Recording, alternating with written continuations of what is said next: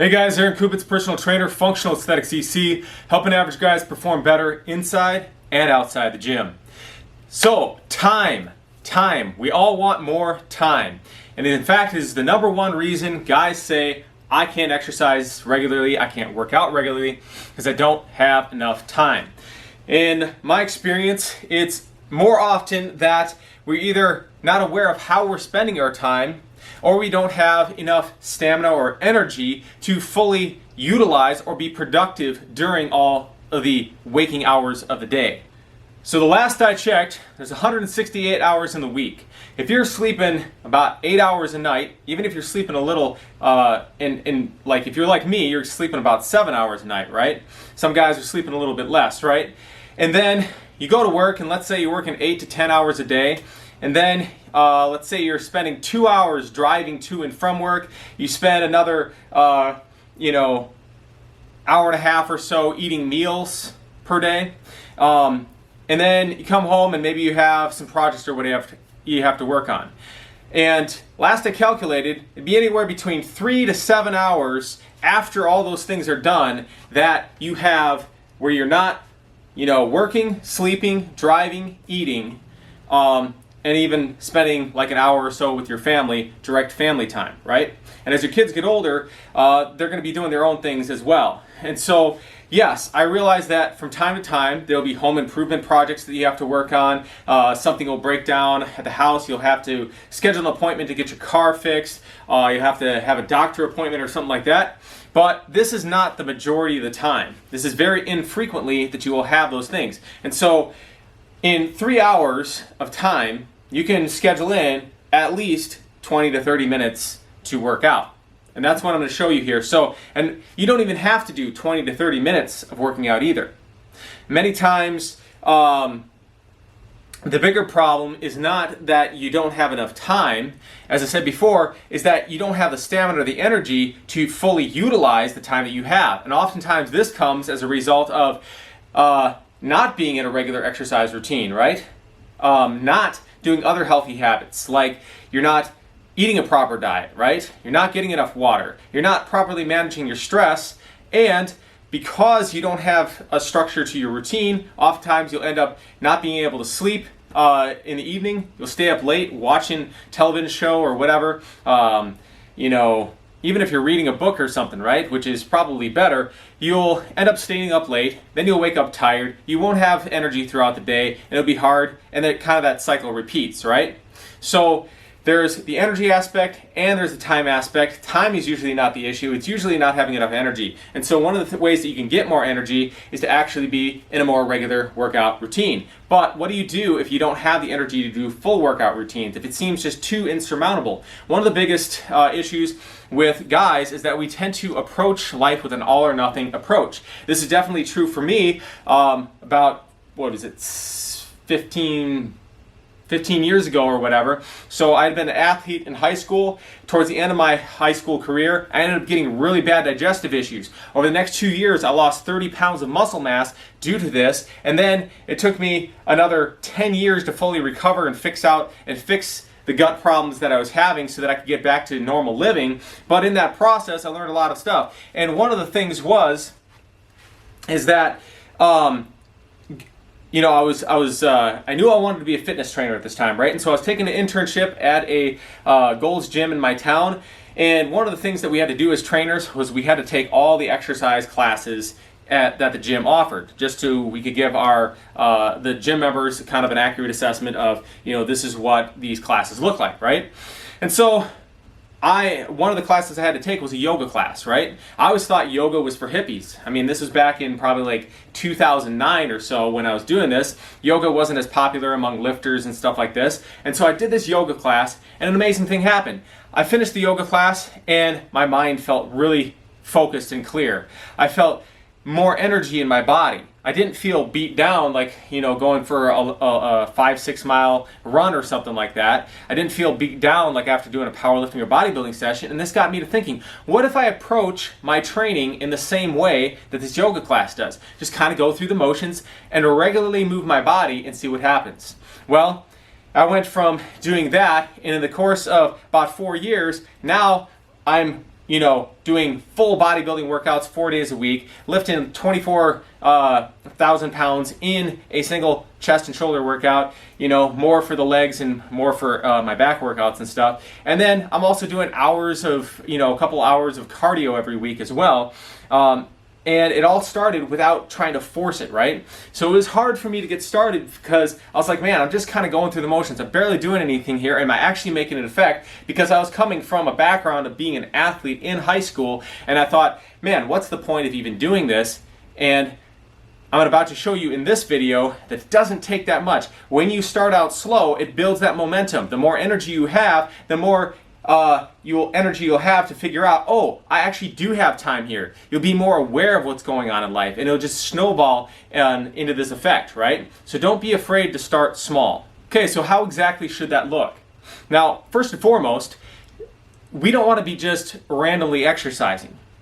All exercise is good, right? Moving your body is better than not moving your body. But if you're going to move your body, especially if time is a limiting factor or whatever, or you think time is a limiting factor, then you want to make sure that the time that you do spend doing this thing is going to have the most bang for its buck.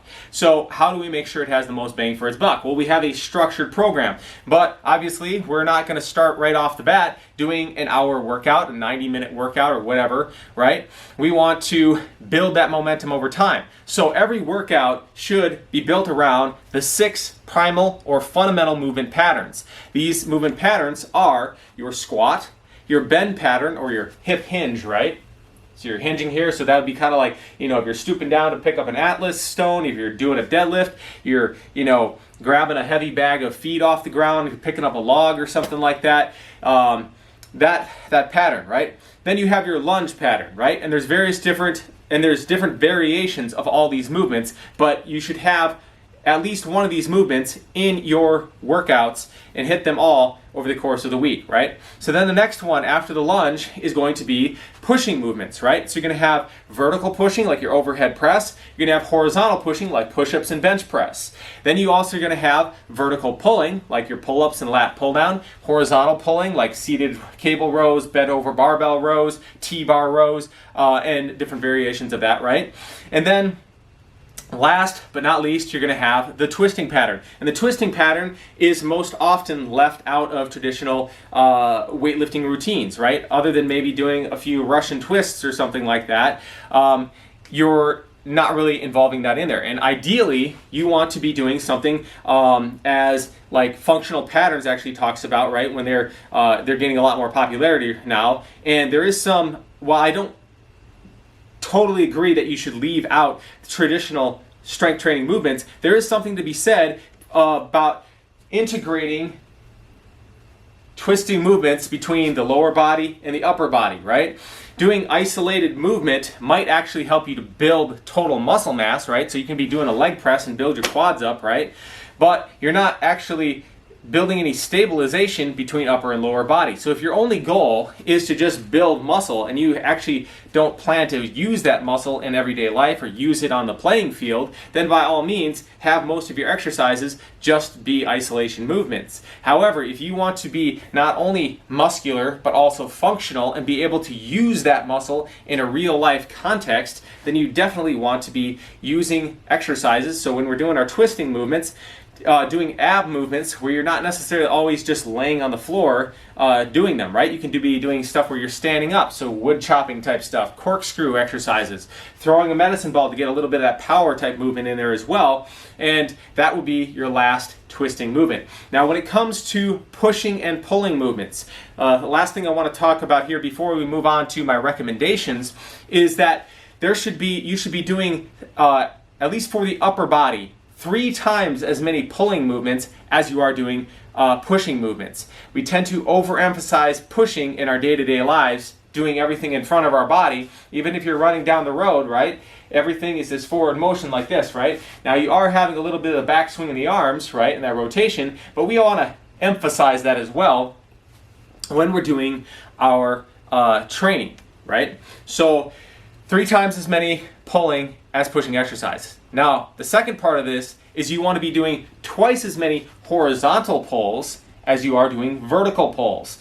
And the reason being is that pushing movements, if you only if you overemphasize pushing, it tends to round you forward like this. Takes the not only it puts at your chest muscles at a disadvantaged position, right? Because they can't fully stretch, you can't get the full range of motion. So one of the things is a lot of guys, if they're trying to build their chest up and they're only focusing on doing a lot of push-ups, a lot of bench presses, they actually limit how much their muscles in their chest can grow because they're not able to fully stretch. And one of the biggest drivers of that muscle growth is getting that full excursion, that full range of motion, time under tension, right? And so sometimes spending more time to work the back so that when you are doing the bench press, you can get all the way down through there. The other thing is shoulder health. You're going to also be throwing that joint out of alignment if you're pulling everything forward. So how does this relate to the vertical pulling?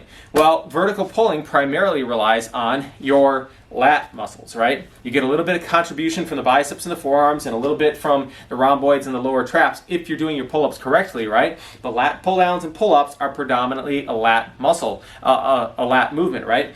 And the functions of the lats are to extend the shoulder joint like this, to adduct the arms, bring them to the body, and then the last part is to internally rotate the arms. So if you're doing a lot of this and a lot of this and a lot of this, what happens? You emphasizing this, right? And so you're thinking, I'm doing pulling movements because I'm doing my pull-ups. And if you're doing chest to bar pull-ups, it's a little less significant. It's not as big of a problem, right? But if you are doing the pull-ups the way most people do them, or you're doing lat pull-downs and stuff, you're emphasizing that, you tend to throw yourself out of alignment. And that's why we want to be doing twice as many horizontal movements as we are doing the vertical movements. Okay, so do you have 30 to 60 seconds per day that you can devote to exercise? Because that's all this is going to take to begin with. All right? So you're going to pick one of these movement patterns. And in the beginning, it might even be just body weight exercise, okay? And so you're going to pick one of these movement patterns. If you have weights at home, even better, right? Now, obviously, a big part of the thing is driving to a gym, right? That can take some time, right? But I guess it's better than nothing, right? Even if you're going there and just to do a couple of exercises or something, it's better than not doing anything at all. But even better is if you have, and what I often recommend for people is to starting out, have a pull-up bar, have maybe a TRX rowing or apparatus, and then a set of adjustable 50-pound dumbbells, and then your own body weight, and that you can get a really good start just with that. Ideally, if you also have a squat rack, that can be nice too, but you can make some great gains to begin with by learning how to do pistol squats and things like that. So what we're going to do is you're going to pick one exercise per day, and you're going to do that exercise. Remember, there's 6 primal movement patterns, right? Now, there's actually 7 because one of them is gait when you're walking and stuff like that, running and that kind of stuff. But to make it simple, we're going to talk about this. So you pick one of those movement patterns and pick an exercise from one of those movement patterns and do one exercise every day. You're going to start out, do either 10 to 20 reps with that movement exercise. Now, the next week, if you were able to, if you were doing 10 repetitions, you're going to try to increase the reps. Add a couple reps on there, right? If you were at 20 repetitions, you're going to increase the weight. So if it's in a lower body exercise, try to add 10 to 20% to the weight. If it's an upper body exercise, add 5 to 10% to the weight. Okay? Now, at some point, and you'll just keep on going back and forth, right? So every day, every week, every day of the week, you're doing one exercise. And you just do 10 reps, and then the next week, you're trying to add more reps to that. When you get to 20 reps, now you're adding the weight, right? And so that'll knock down your reps again. You build back up. At some point, though, you're going to get to a point where you're not going to be able to indefinitely just keep on adding reps or weight, right? And so when you get to the point where you're stuck and at where you can't get beyond 10 reps or whatever with that weight and your reps aren't going up, then add a second set in. Remember, it's only to do 10 reps will take about 30 seconds to do, right? And then to do 2 of that's only a minute. If you have the combined of doing 2 sets of that, including setup time, it's a total of 5 minutes, right, to do 2 sets, right? Probably even less if you get really efficient at this. And so you're going to add another set in. And you can continue doing that, right? And then when you can no longer increase the weight, to and maintain that 10 reps, then you'll add in your third set, right? And so by the end of the week, you're going to have 3 sets, and this might take you, a couple months to get to this point or something, but by the end of the week, you're doing 3 sets of 10 reps for every movement pattern for the body, right? And you're essentially getting a full workout in, and you're only spending 5 minutes or less per day to do it. And every guy, regardless of how busy you are, has 5 minutes per day to work out. The other thing is, as you're doing this, you're going to get a lot of energy, and you might think, oh, I just don't have, that's not going to be enough to get me, good results and stuff. You'd be surprised, because if you go from doing 0, 0, this looks like a 6, whatever. If you go from doing 0 of anything, and you go to doing 5 minutes of something every day, and especially if it's progressively overloading it, right? It's getting harder, right, to do it in that 5 minutes, you are going to see definite differences in your energy levels, your strength levels, and even the size and shape of your muscles. All right, guys, so no excuses. Anybody has that 5 minutes in the day that they can do this. And when you're doing this, you're going to gain the energy. You're going to have more mental clarity. You're going to start seeing opportunities where you can fit in more time for your goals, because you're going to be less lethargic. You're not going to be sleepwalking through life. You're going to have the energy and vitality to do it. But just remember, what is easy to do is also very easy not to do. So don't wing it. Don't leave it to chance. If you have to, put timers in your phone so that it's like, when you get home, until you get in that routine, if you haven't been doing this for a while, you're not necessarily going to be thinking that way, right? So put the timer in the phone, so when the timer goes off, oh, got to go do my exercise, right? And make it a commitment. Don't make it negotiable. It's like, all it is in the beginning, it could be 30 to 60 seconds you're doing, right? Pop down, do those 10 push-ups, right? The next day, 10 body weight squats. The next day, you're hanging from a bar. So if you can't do a pull-up, if you can't do a lat pull-down, right? Just hang from the bar. Hang from the bar as long as you can. Hang until as many sets as it takes to get at least 30 seconds total hang time from that bar, right? And then the next day, you're doing, maybe Superman exercises or something, or you're doing some dumbbell rows to get the backside, or you're doing the TRX rows or whatever. Just 10 reps, working up to that 20 reps, right? But make sure you set the timer in the phone so that you're getting it done. All right, guys, so this is a great one for beginners if you're not currently working out, to get you that momentum, to get you started, to get out of your own way, to not be getting paralysis by analysis, right? Another thing is guys like to sit here, take in all this information and then not do anything with it, right? Taking in information and not doing anything with it is a waste of time. One thing that I heard from Alex Hormozi a few years ago is he was saying, before I ever became I was already the manager of a sales team before I read my first book on sales, right? So it can definitely be helpful to learn from other people. It can give you insights. It can open your mind to what is actually possible. But if you're not doing anything with that, don't go start taking in more information before you actually apply the information you have. That's what's going to give you the results. Apply that information. Then when you fully utilize that and you're ready to go to the next step, go search out more information, apply that, and move it forward. All right? So if you're a guy, though, who's already working out consistently, I have an offer for you. If you're a guy over 40 and you're working out consistently, but you're just not quite seeing the results that you like, right? And you want to, maybe you don't have an hour to spend in the gym every day, right?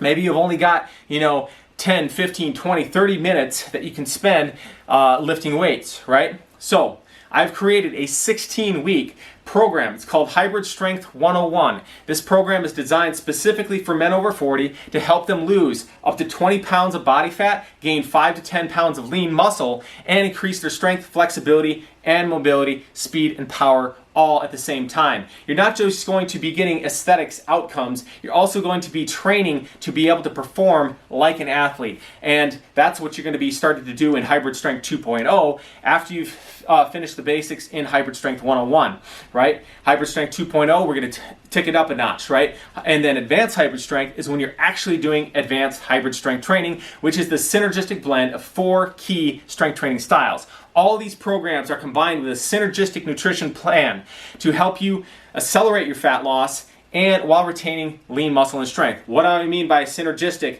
nutrition? Synergistic nutrition means that the diet that you're eating is matching the workout that you're doing. It goes beyond just eating sensibly, portion control, eating healthy, eat more protein, eat more vegetables, drink more water, all this kind of stuff. It's about getting the correct macronutrient ratios for the work that you plan to be doing in the gym so that you get the best possible outcomes when you are in there. That you have the energy to do it, that your diet is working for you rather than working against you, right? Because you can have a diet that doesn't allow you to complete a high volume workout. You can have a diet that has too much energy to allow you to efficiently burn fat, right? And so we want to create that synergy between those two things. So if you're interested in learning more about hybrid strength training, if you want to learn a system where you can get your full workout in, lose 20 pounds in 4 months, gain 5 to 10 pounds of lean muscle, and do it in only 20 to 30 minutes of strength training per day,